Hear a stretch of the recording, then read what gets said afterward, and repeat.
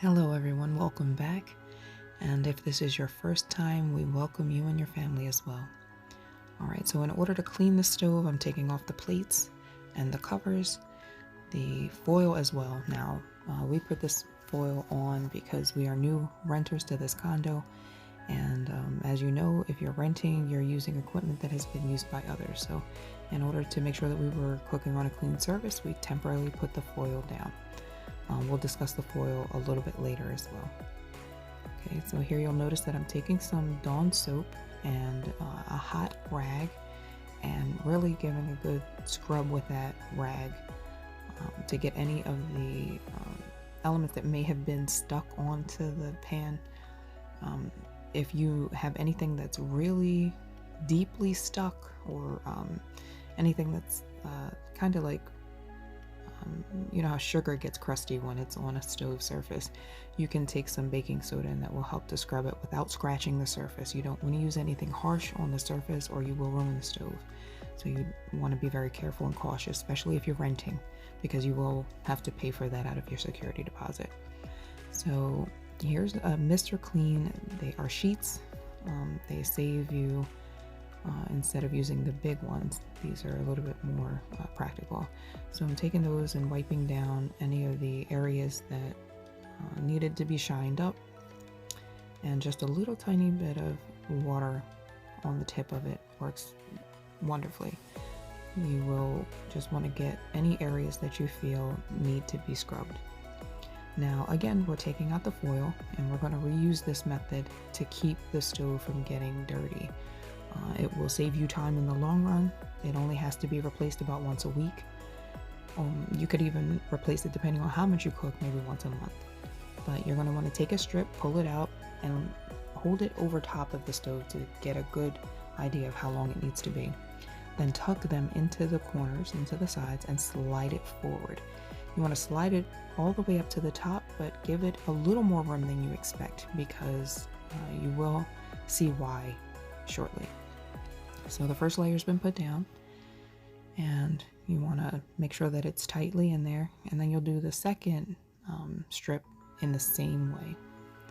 Now after the second strip is on, you'll see in the corners you want to tuck it in, kind of like a blanket, and then you'll take the palm of your hand and feel for the burners.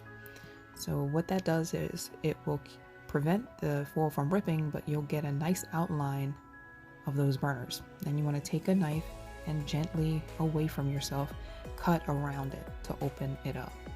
Now every stove is different, so the amount that you're going to have to cut is going to be different. The size will be different, but the method is the same. So you'll take each one off, and once they are all off, you can put them to the side. Now you'll see that I'm just trying to press out the areas around it. You're going to want to take those covers that were originally on the burners, and if you see how nasty they are cast iron, so you're going to want to clean these bad boys just like you would your cast iron pan. You don't want to use harsh cleaners. You're going to want to use that damp towel and rub it well. You can also use the Mr. Clean sheets and then spray it with oil, but after it's dried completely. You don't want any moisture to remain. And look at how sparkly they look, brand new. They were in terrible condition. So once those are done, you can set them aside, but again, dry them thoroughly before you rub them down with oil. Now here we're taking the cover plates and scrub them well. Just like you would your cast iron pan, you want to scrub them. Use baking soda if you need to. Never ever any soap. You don't want the soap to get into the pores. It's not just because you're eating them, it's because it will allow for rust to be created, and you don't want that. So even though, especially if it's not your stove, you want to take care of the property as if it was yours. Now with a damp rag, you can dry it off, and then dry it with a completely dry rag afterwards. But again, you want to clean it as thoroughly as possible, then rinse it with hot water and dry. Then you'll take the oil again and spray it down and rub it in, and you're done with that. So after it's sprayed down, dry rag wipe, not wet. Take a dry rag, wipe it, and you're ready to put them back in.